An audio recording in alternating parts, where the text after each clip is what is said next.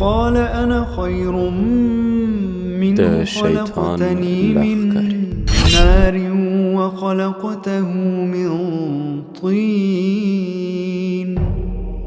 سلامونه، وخت مو بخیر. د انسان تور اړخ ته ښه راغلاست. زه ډاکټر شکیب یم. مونږ انسانان اشرف المخلوقات یو او په دې باور لرو چې بالاخره به قیامت راځي او قیامت اسانه نه ده. الله دې مونږ د قیامت د لیدلو نه په ژوندوني وساتي، ځکه هغه خلک چې د قیامت پر وخت به ژوندي تو به د نړۍ تر ټولو وحشتناکه صحنه ویني. که ډیری ورته دا عادي خبره ښکاري، نو ځان دې تصور کړي د یو عادي جګړې په لومړۍ کرښه کې. بیا زه وګورم چې دوی څومره غیرت لري.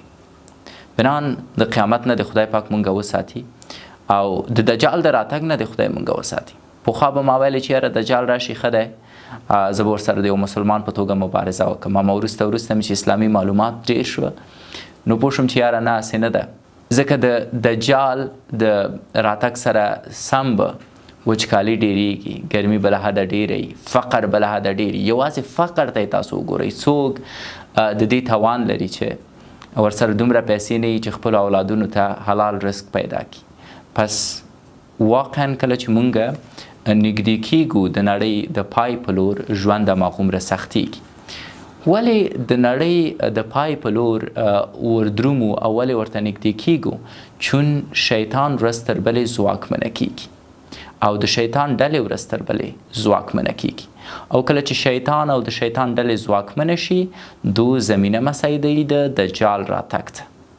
نو متاسفانه په اوسنیو شرایطو کې ځکه د شیطان ډلې او خپله شیطان ځواکمن دی چې مسلمانان کمزوره دي. مسلمانان اخته دي په نشو کې، اخته دي په زناو کې، اخته دي په کمار کې، اخته دي په لواتت کې، اخته دي په غیبت کې. او دا تر ټولو ښه فرصت دی شیطان ته، تر څو زمینه مساعده کړي د دجال راتلو ته. بنان دې خبرې ته باید جدي پاملرنه د تاسو وي او باید په دې پوه شئ چې شیطان څنګه ځواکمنه کیږي او یا په ټوله کې د شیطان ډلې څنګه ځواکمنه کیږي.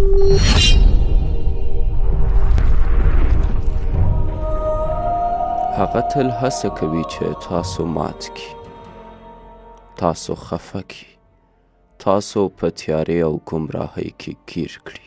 له هماغه پیل نه چې موږ سره دښمن شو، دا یې کار دی. ابلیس وویل پروردګاره، دا چې زه د انسان لپاره ناهیلی کړم، زه هم هغوی ته بدي ښه ښکاره کوم او ګمراه کوم یې. او د تاریخ په لړ کې دا هغه و چې د بربادۍ او جنگ اصلي لامل دی. او نن هغه له هر وخت ډیر ځواکمن شوی. د هغه لښکر ځواکمن شوي، شیطان پرستان، فراماناسوري، ایلومیناټي. دا ډلې ابلیس ته ډیر وفاداره دي. هغوی له هرې لارې جګړه وکړه تر څو خپل فکر زموږ مغزو کې پیچکاري کړي. هغوی د خپلې خوښې دین یعنی شیطان پرستی، د خوښې سیاسي نظام یې او خپل اقتصادي نظام یې رامنځته کړ. هغوی د چال نه ډکو طرحو سره د خپلې خوښې افراد په حکومتونو او لوی شرکتونو کې ځای پر ځای کړه تر څو د خلکو نړۍ کنټرول ترلاسه کړي. یو نوی نړیوال نظام، یو داسې نړۍ چې ریښتینی قانون ولري، نه د ځنګل قانون. دا به ډیر زر نړۍ کې د پلي کېدو وړ وي. که مو په طرحه کې بریالي شو چې بریالي کیږو، به مونږ به په رښتیا هم نړۍ کنټرول کړی شو.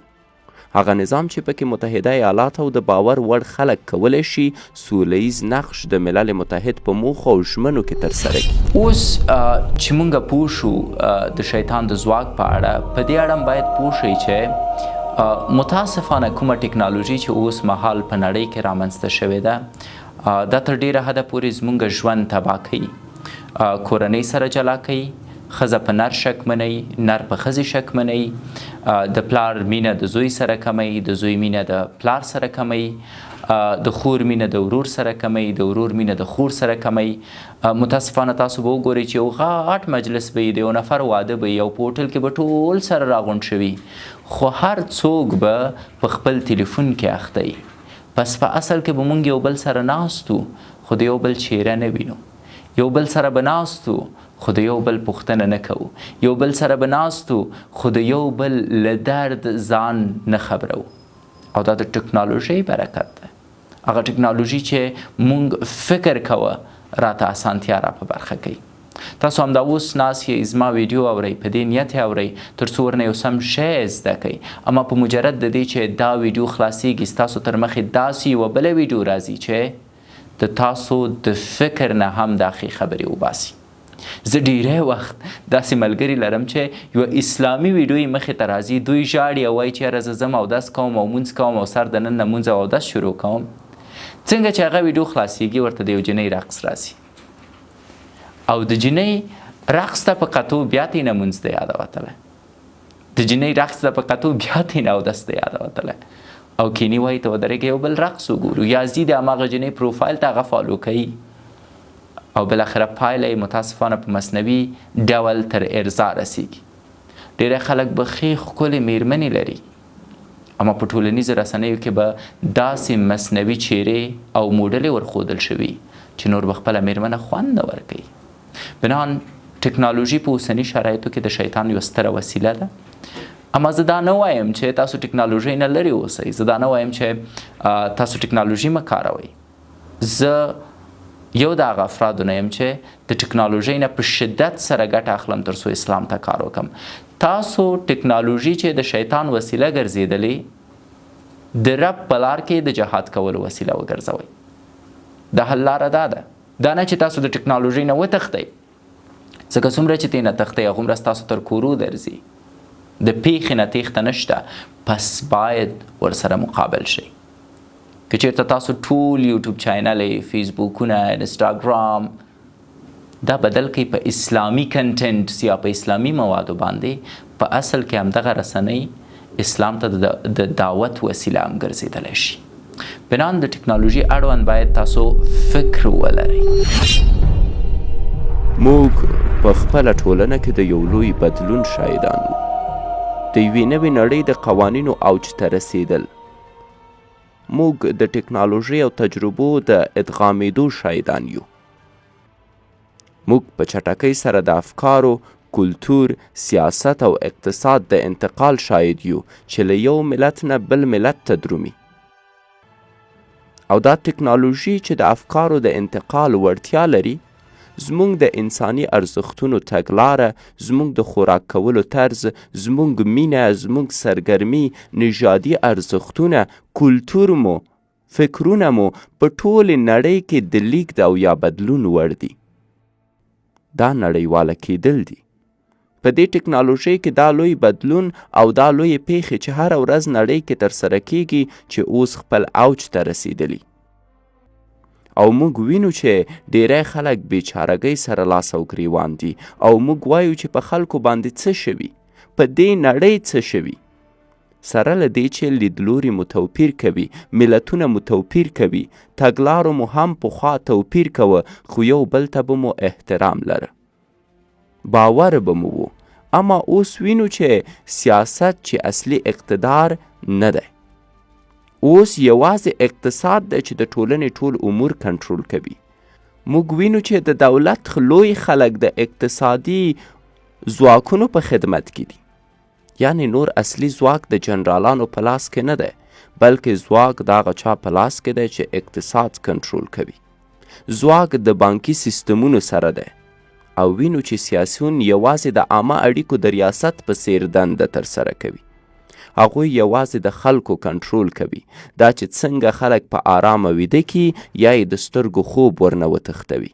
او وینو چې د همدې عمله خلک پریشان او خفګان لري ځکه د دوی ژوند د فرهنګي لوبو له لارې بمبارد شوی دی.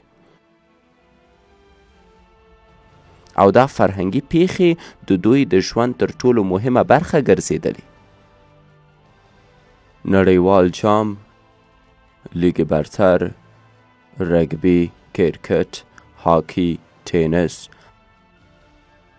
هر ورزش چې وي وینو چې ټول ملتونه ورنه راچاپیر دي. او اوس ملي اتلان زموږ ورزشکاران دي. آن په سعودي عربستان او زموږ خپلو اسلامي هیوادونو کې اوسني اتلان هماغه فوټبال کوونکي دي، هغه اتل چې کوچنی توپ جال ته دننه کوي، هغوی د خلکو اتلان دي.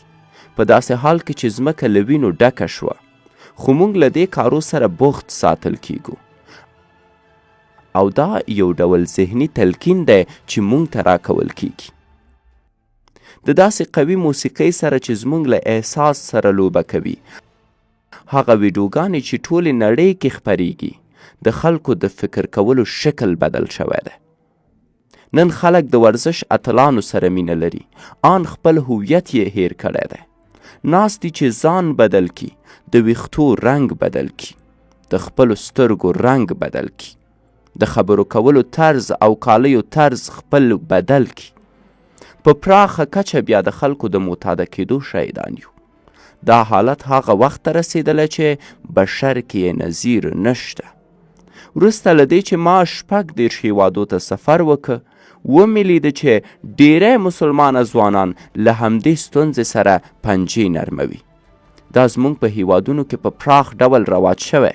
هر شکل یې چې وي، کوکنار، LSD، سایکیډیلیک، ډپریسانټ، هر یو یې تاسو ته بیل حس او نشه درکوي، خو یوه دروغجنه نړۍ او دروغجنه وابستګي درته پیدا کوي. نو تاسو معتاده کیږئ او الله تعالی هیروي. ستاسو خدای همدغه مخدره مواد وي، ستاسو خدای نشي وي، ځکه یې دا اعتیاد په خلکو کې پراخ ډول باندې رامنځته کړی دی. ډیری ټولنې شته دی، ډیری خلک شته دی چې متاسفانه د دجال راتلو ته کار کوي. حتی کیدای شي تاسو هم د دجال د راتلو لپاره کار کړی او د دجال راتګ ته مو زمینه مسیده کړي. هر هغه فتنې ته چې تاسو لمن وهئ په اصل کې د دجال راتللو ته زمینه مسیده وئ. که تاسو دروغ وایئ فتنه ده، کله چې دروغ ډیریږي د دجال راتګ ته زمینه مسیده کیږي. که چیرته تاسو زنا کوئ فتنه ده، که چیرته زناکاري ډیریږي او عامه کیږي، دا د دجال د راتګ یوه عامه نښه ده. که تاسو لواطت کوئ فتنه ده، که چیرته لواطت ډیریږي د دجال د راتلو لپاره زمینه مسیدیږي.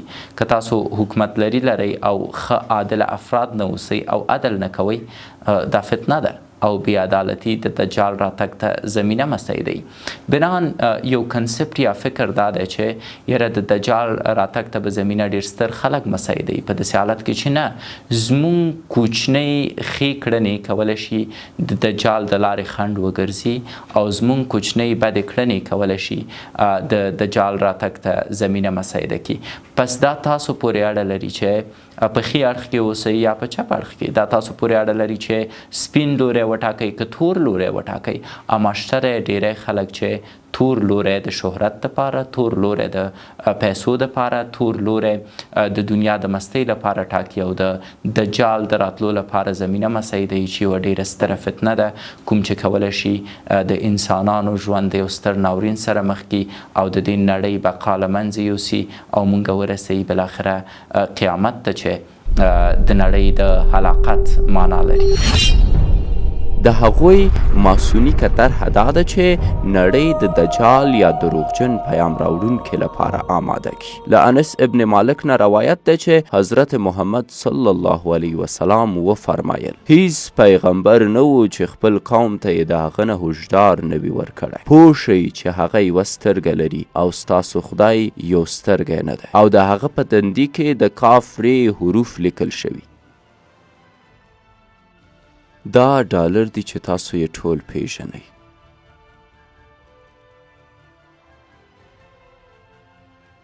او د دې ډالرو په یوه حصه کې یو مهر موجود ده چې ورته د متحده ایالاتو سلطنتي مهر ویل کیږي.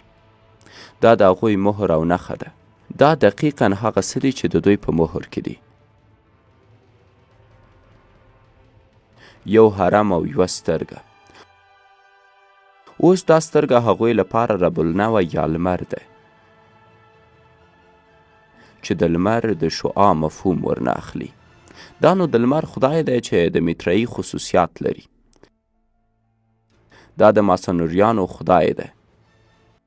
14 پنځه ستوري که یې ترمنځ خطوط رسم کوي ورنه یو 6 ستوری جوړیږي.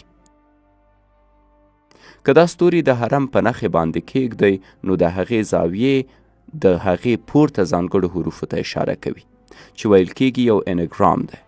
په امریکایي ډکشنرۍ کې د انګرام توره شته ده چې معنا یې د یوې کلمې د عمدي پټولو لپاره د بلې کلمې استعمال ده. نو که تاسو دا حروف بیرته خپلو ځایونو باندې کېږدئ نو د ماسون کلمه ورنه جوړیږي. نو موږ په دې پوهیږو چې سلطنتي نښه د ماسونریانو له عقیدې سرچشمه اخلي. په دې برخه کې څېړنه یوازې اینوګرافي پورې اړه نه لري. ویل کېږي چې 14 په عاداتو کې تر ټولو رټل شوی عادت دی په غرب کې چې یو ډالري پیسې کې یو سمبول کې پټ شوی. هغوی 14 حروف ته په تکراري شکل اشاره کړې ده. 14 پاڼې د زیتون په وږي کې چې د عقاب ښي پنجه کې دي او 14 تیره په چپه پنجه کې، 14 ستوري د باز پر سر او د زغرې په سر هم 14 نښې. د بازو وزرې وشمارئ، په چپ لوري یې 32 پاڼې او 33 پاڼې یې په ښي وزر کې دي. ویل کېږي چې دا د ماسونریانو 33 درجو رتبې ته اشاره ده چې د سکاټلندي خاندان د عالی شورا لخوا معرفي شوي چې د امریکا ماسونریانو تر ټولو ځواکمن نظام بلل کیږي او مرکز یې په واشنګټن کې دی. که ګورئ ټول حرم جوړ شوی دی پرته له پورتنۍ برخې یې د هغې پورتنۍ سترګه په هوا کې ده او تر اوسه پورې ښکته شوې نه ده.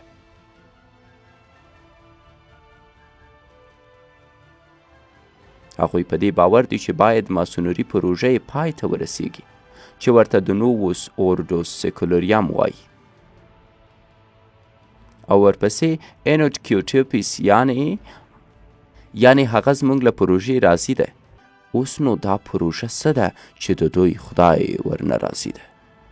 دا پروژه په اصل کې د نړۍ سیکولر کول دي، یعنی د نړۍ خالی کول له دیني عقایدو نه. دا یې پروژه ده ځکه خو ورته نووس اوردوس سیکولریم وایي، یو سیکولر نظام یا دنیا پرستی.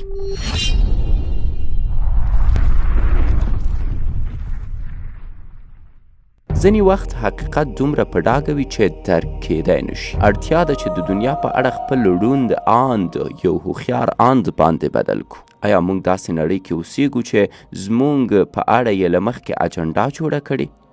آیا موږ خپلواکه ژوند کوو یا هر څه لوړ رتبه خلک کنټرول کوي؟ خپل ماغزه خلاص کړه. بنان دوستانو، حقایق ووینئ، سترګې مو خلاصې کړئ، څېړنه وکړئ او په دې ژوند کې په دې پوه شئ چې دا ژوند ریښتینی نه ده، دا دنیا دایمي نه ده. د فانی دنیا په موخه ځان پوه کړئ، سر له نن نه له الله ویره وکړئ، خپل ځان سپین مامورین وګڼئ او په هغه برخه کې کار وکړئ چې خپل عزت، خپل کورنۍ او خپل خدای لپاره مو کار کړئ. له دې سره د انسان د تور اړخ خپرونې دریمه برخه همدلته پای ته رسوو. که مو چېرته اول او دومه برخه نه یې لیدلي، حتما زما یوټیوب چینل ته ولاړ شئ، هلته یې وګورئ. څلورمې برخې هم په تمه اوسئ. یو څه باید ووایم چې د انسان د تور اړخ د اساسي هدف د پوهېدو دپاره تاسو باید په پوره شکل دا لړۍ تعقیب کړئ. له لومړۍ برخې نه نیولې تر وروستۍ برخې باید وګورئ. که چېرته یوه برخه دفعتاً ستاسو مخ ته راځي او تاسو ورباندې نه پوهېږئ یا په ټوله کې ستاسو سر پرې نشي خلاصېدی، ځکه بیرته باید رجوع وکړئ د اولې برخې نه تر اخرې دا وګورئ تر څو د دې لړۍ په ارزښت او په مهمتوب باندې پوه شئ.